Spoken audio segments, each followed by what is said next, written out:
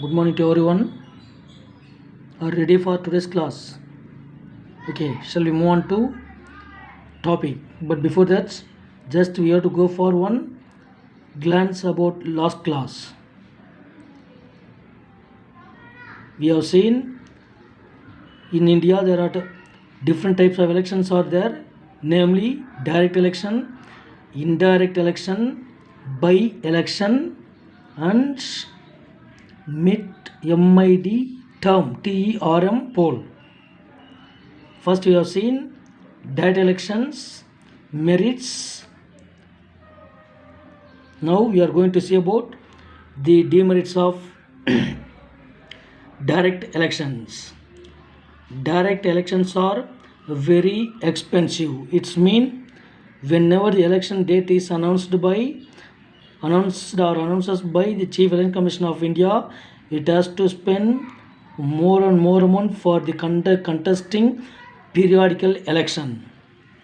Point number 2, illiterate voters sometimes get misguided by false propaganda. It's mean at the time of election campaign, whoever coming for brainwashing us, they will give false statement. So most of the literates misusing or misguided by the political party candidates, campaigning based on caste, religion, and various other sectarian considerations pose serious challenges. Most of the time, whoever stands for the election as candidate, they may use or they may misuse their own power by making lot of unwanted and unfulfilled promises. Point number 3, since conducting direct elections is a massive exercise, ensuring a free and fair elections at every polling station is a major challenge to election commission. Whenever and wherever elections are taking place, each and every election from the top to bottom level, election should be held only in fair manner or dual manner. Point number 4, there are instances of some political candidates influencing the voters through payments. But nowadays, whenever time is meant for the election, without collecting the amount, most of us we are most without collecting the amount, we are not ready to vote for any candidates. Payments in the form of cash, goods or services. Especially this type of this type of elections are mostly taking place only at the village level. Next one, election campaigns sometimes results in violence on the day of the announcement of results. It may give a time for great violence, tension, law and order problems, and affects the day-to-day life of the people. These are the demerits of direct elections. First one is too expensive. Second one is false campaigning.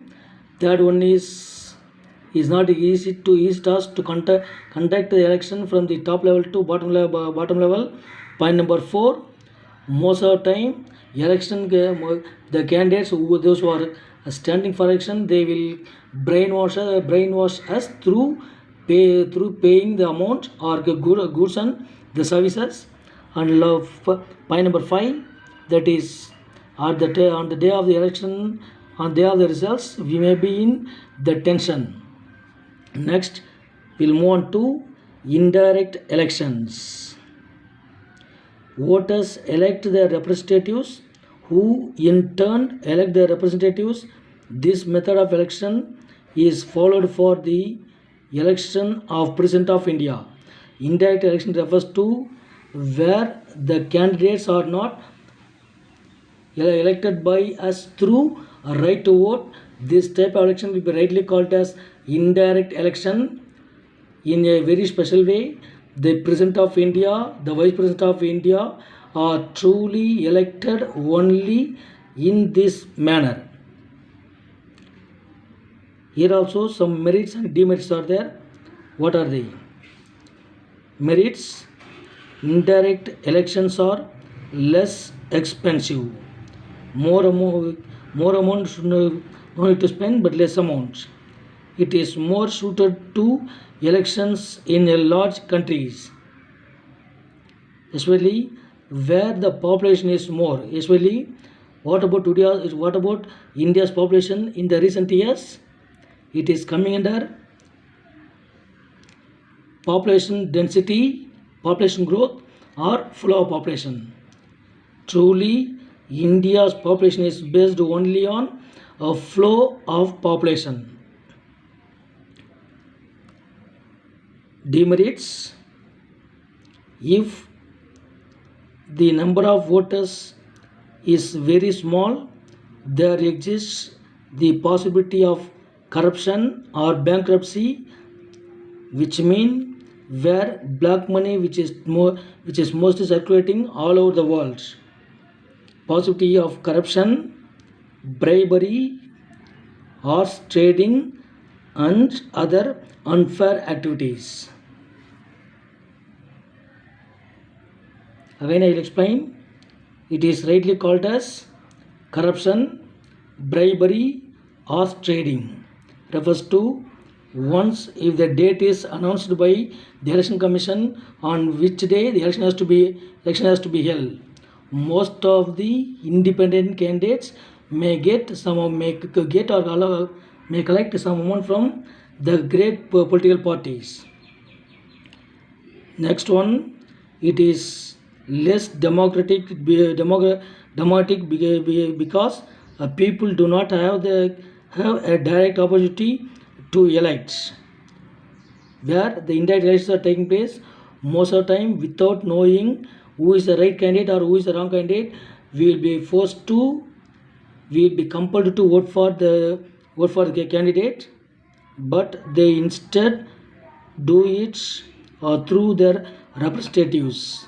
So this may this may not reflect in the true will of the people. Most of the time, people will not listen to what is happening around us. That's why indirect elections has various demerits. Especially in India, what type of elections are most taking place? Direct or indirect? Both. Do you have any doubts? Some important questions. I want to say some important questions.